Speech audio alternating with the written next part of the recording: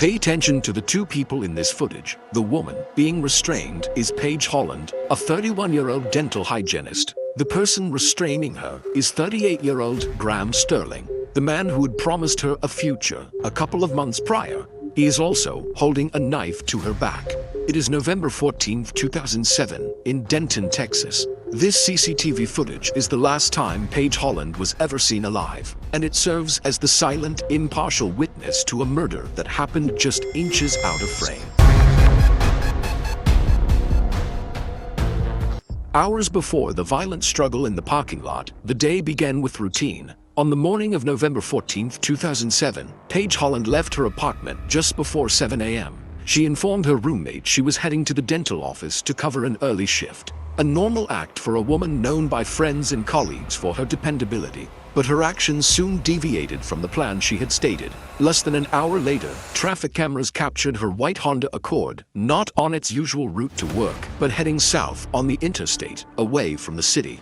The first official sign that something was amiss came from her supervisor. When Paige failed to arrive at the dental practice, her boss began calling her cell phone. Each call went unanswered. This was highly unusual. In 3 years, Paige had never missed a shift without notice. Her reliability was one of her defining traits, and her unexplained absence cast a pall of concern over her workplace. While her colleagues worried, Paige's car was pinged for the last time near Lake Louisville, a location that had no logical connection to her morning schedule. After that, she effectively vanished for several hours. There is no data, no witness, and no evidence to account for her whereabouts between that final phone ping and her reappearance in the chilling parking lot footage. To understand the shock of the abduction, one must first understand the life Paige Holland had carefully built. She arrived in Denton, Texas in 2004 as a woman seeking refuge. Originally from Albuquerque, New Mexico, she had moved to start over after the collapse of her marriage to her high school sweetheart. Friends would later testify that the divorce had been difficult, brought on by her ex-husband's addictions and betrayals. The experience had left its mark on Paige, shaping her into a person described by those closest to her as cautious, private, and intensely loyal to the few people she let into her small circle. In Texas, she was meticulously rebuilding. She established herself in her career as a dental hygienist, a job that reflected her steady and precise nature. She took night classes at the local university, slowly working toward a new goal. Her life in Denton was quiet and deliberate. She was not a risk-taker, she was a planner. She avoided drama and conflict, preferring the quiet company of a book or the simple work of volunteering at the local animal shelter. She was, by all accounts, the last person one would expect to be the victim of a violent public crime. She had curated a life designed to protect her from the kind of chaos that had once hurt her so deeply.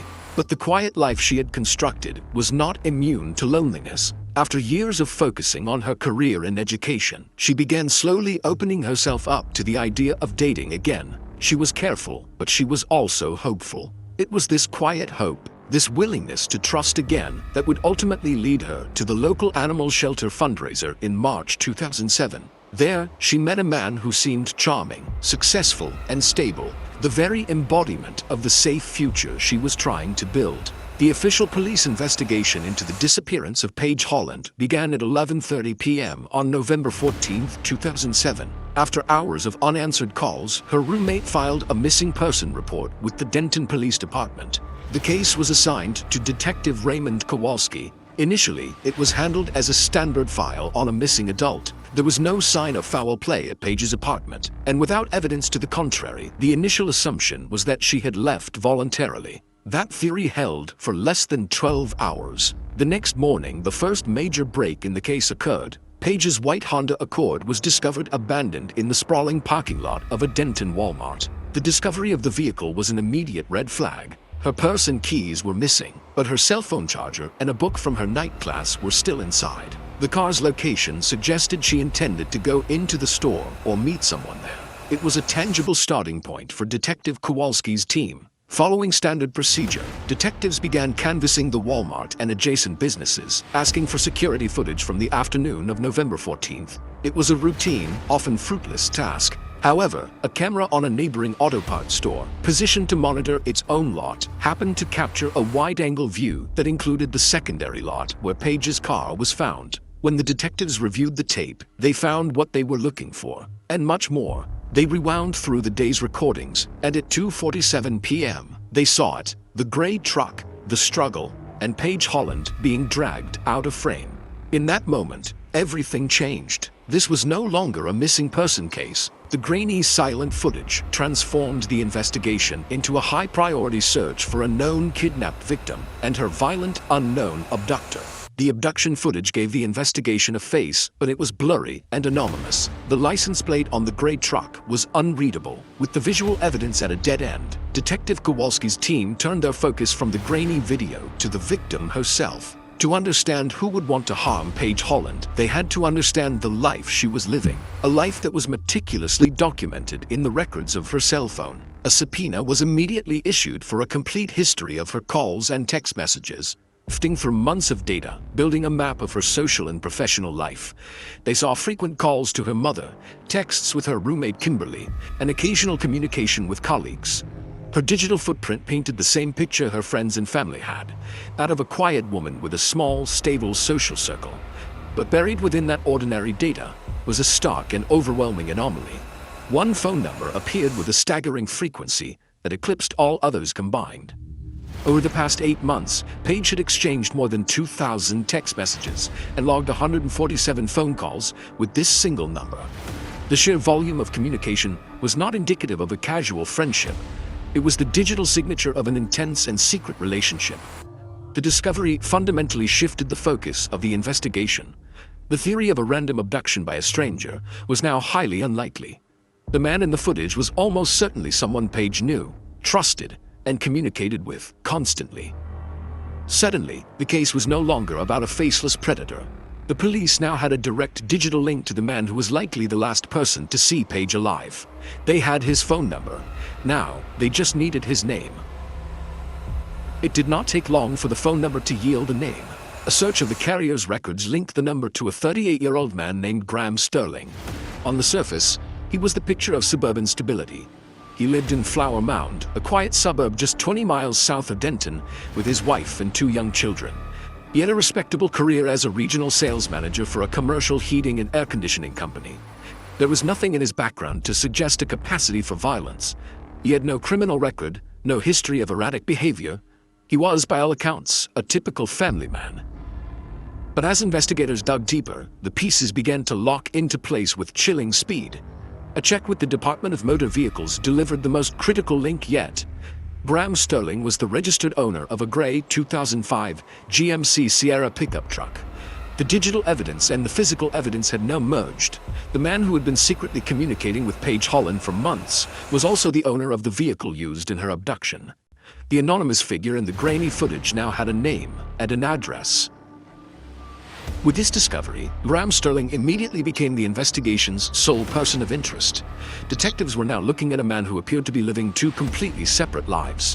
One was the public life of a husband, father, and employee. The other was a secret life, entangled with Paige Holland in a relationship so intense that it generated thousands of hidden messages.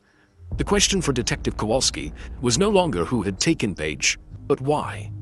What could have happened in Graham Sterling's carefully compartmentalized world that would lead him to commit such a desperate and violent act? The answer, they suspected, lay with the one person who knew his public life best: his wife.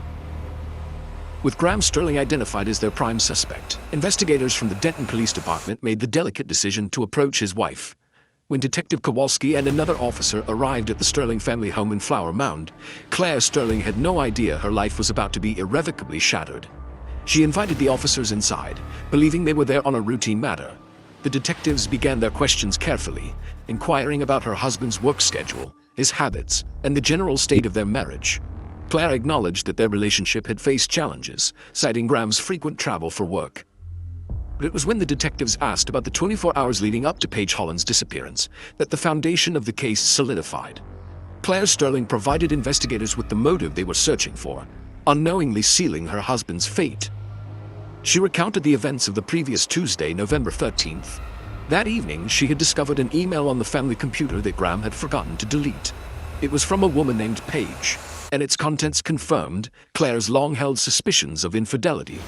She confronted her husband that night. According to her testimony, Graham initially denied everything, but then admitted to what he called a brief affair that he swore was already over. He begged for forgiveness and promised to break off all contact immediately. Wanting to keep her family together, Claire agreed to give him one last chance. As the detectives listened, the timeline of the crime snapped into sharp focus. The motive was no longer a mystery. On November 13th, Graham Sterling's secret life was exposed, and he was given an ultimatum. On November 14th, the source of that exposure, Paige Holland, was violently abducted. The confrontation with his wife had been the catalyst. Graham hadn't been trying to manage a secret relationship. He had been trying to erase it. Armed with a clear motive and a precise timeline, Detective Kowalski brought Graham Sterling in for a formal interview. Sterling arrived at the Denton Police Department presenting a calm and cooperative demeanor, expressing concern for the missing Paige Holland. He began by admitting he knew her, but characterized their relationship as a casual acquaintance, stating they had met once or twice at a fundraiser. He claimed he had no idea where she could be. The first crack in his story appeared when investigators presented him with the phone records. Faced with the evidence of more than 2,000 text messages, Sterling was forced to abandon his initial claim. He altered his story, admitting they had become friends, but vehemently denying any romantic involvement. When asked to account for his whereabouts on the afternoon of November 14th, he provided a confident, detailed alibi. He stated he was in a business meeting with a client in Irving, Texas, more than 30 miles from the Denton parking lot where Paige was last seen. This was the lie that would unravel his entire defense. Investigators had already pulled the location data from his cell phone provider. While Graham Sterling claimed to be in Irving, his phone had been pinging off cell towers in Denton for the entire afternoon, in the precise area of the abduction. The data proved his alibi was a fabrication. When Kowalski presented this evidence, Graham's composure visibly faltered. The calm, confident businessman was replaced by a man trapped in a lie he could not escape. The final decisive blow came when Detective Kowalski slid a printed photograph across the interview table. It was a grainy still, taken from the security camera footage. It showed Graham Sterling in his white baseball cap, holding Paige Holland in the parking lot. It was irrefutable proof he was with her at the exact time and place he swore he was miles away. Staring at himself with the woman he claimed to barely know, Graham Sterling fell silent. Faced with irrefutable evidence, Graham Sterling's silence in the interrogation room was his final tacit admission of guilt. He requested a lawyer and the interview was terminated. He was arrested and charged with the kidnapping of Paige Holland. The evidence against him was overwhelming. The phone records, the cell tower data that destroyed his alibi, his wife's testimony providing a clear motive, and the damning video footage. Forensic technicians had also found traces of Paige's DNA in the passenger seat of his gray truck. Knowing a trial was unwinnable, Graham's attorney negotiated a plea agreement. In exchange for prosecutors taking the death penalty off the table, Graham Sterling would plead guilty to first-degree murder and provide a full, detailed confession, including the location of Paige's body. In April 2008, he fulfilled his side of the bargain. His confession laid out the chilling events of November 14th. He admitted to calling Paige that morning and luring her to a secluded park near Lake Louisville under the pretense of talking. There, he told her he could not leave his wife and that their relationship had to end.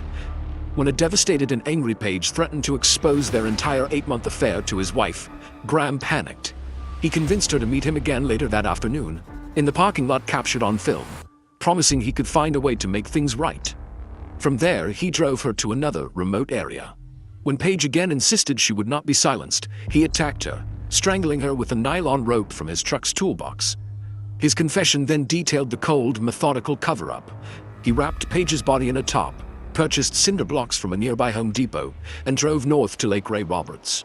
Under the cover of darkness, he disposed of her body in a remote cove. The man who had promised Paige Holland a future murdered her to protect his own present. Following the map provided in his confession, police divers searched the murky waters of Lake Ray Roberts. On December 3, 2007, they found Paige Holland. Her body was recovered from a remote cove, wrapped in a blue tarp, and weighted down with the cinder blocks Graham Sterling had purchased after murdering her. The autopsy confirmed the cause of death as strangulation, corroborating every detail of her killer's story. On April 22, 2008, Graham Sterling was officially sentenced to life in prison without the possibility of parole. The life he had killed to protect was gone forever. His wife, Claire, divorced him before the sentencing. She moved with their 2 children to another state, changing their last names to escape the shadow of their father's crime. The family Graham claimed he couldn't bear to lose was ultimately destroyed by his own actions. For Paige's family, the grief was immeasurable, but they sought to create a legacy of hope from their tragedy. In 2009, her mother established the Paige Holland Foundation, a nonprofit dedicated to providing resources for women who feel trapped in dangerous or deceptive relationships, helping them trust their intuition and find a safe way out.